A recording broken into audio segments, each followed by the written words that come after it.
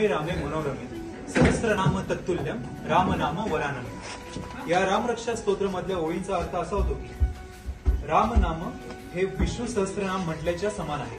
मी सदैव रामाचं स्मरण करतो आणि राम नावामध्येच मग्न राहतो असं शिव पार्वतींना सांगतात। श्रीराम हे अयोध्येचे राजा दशरथ आणि त्यांची पत्नी कौशल्या यांचे पुत्र होते। ऍक्च्युली राजा दशरथांना पुत्र होत नव्हते, म्हणून त्यांनी खूप महान ऋषींकडून यज्ञ करून घेतला। प्रसवतील त्या तिन्ही देवी तुमचे अंश मानवी, धन्य दशरथा तुला लाभला देवपित्याचा मान, धन्य दशरथा तुला लाभला देवपित्याचा मान। हे यज्ञ पुरुषाचे वचन खरं ठरून या पायसाच्या सेवनाने दशरथांच्या तिन्ही राण्या गर्भवती झाल्या आणि श्रीरामांबरोबरच लक्ष्मण, भरत, शत्रुघ्न असे तेजस्वी पुत्र जन्माला आले।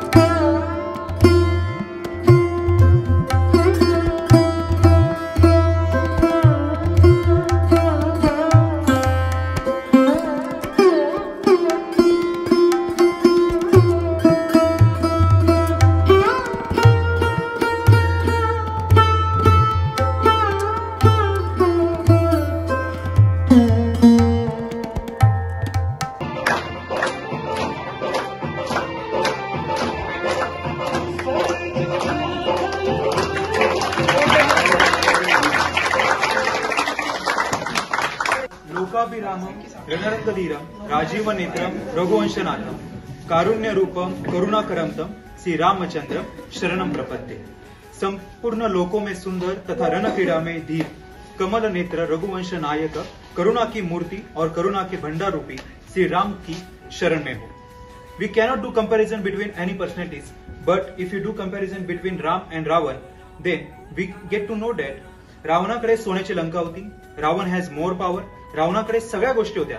इनफॅक्ट रावण स्वतः म्हणतो की काल हूं त्रिकाल हूं पर जाऊं तो जान छोड़ू ऐसा जंजाल हो, मुझसा पंडित मुझसा योद्धा विश्व में नहीं है कोई दूजा, अपने शीशों को काट काट कर शंकर को मैंने पूजा है। अर्थात रावणासारखा पुजारी देखील कोणी नव्हता। पण रामाची अशी एकच क्वालिटी रावणाच्या सगळ्या योग्यता व शक्तीवरती भारी पडली आणि ती म्हणजे रामांचं चरित्र।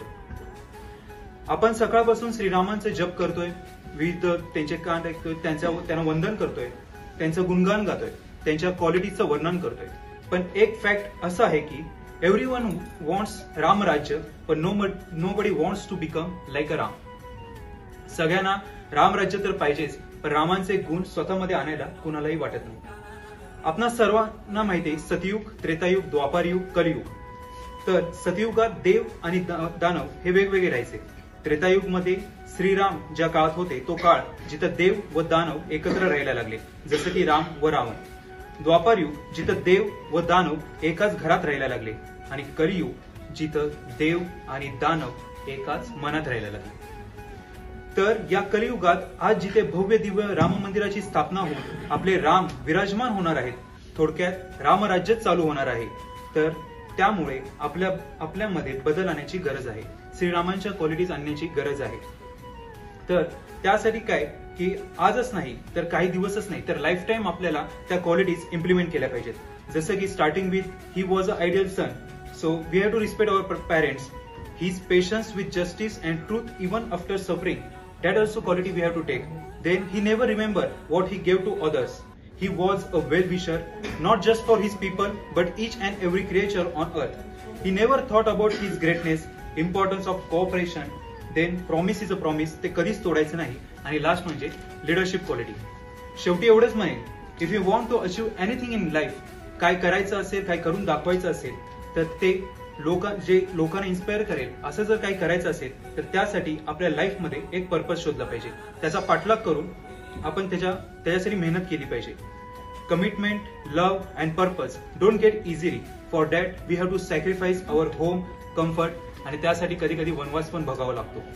आणि sometimes we need to take some strong decisions. This things are difficult but जो ये करते हैं उनके सामने दुनिया झुकती है. तर एवढंच सांगतो आणि सगळ्यांना रामाच्या हे जे मंदिर झाले त्याच्याबद्दल शुभेच्छा देतो. जय श्री राम.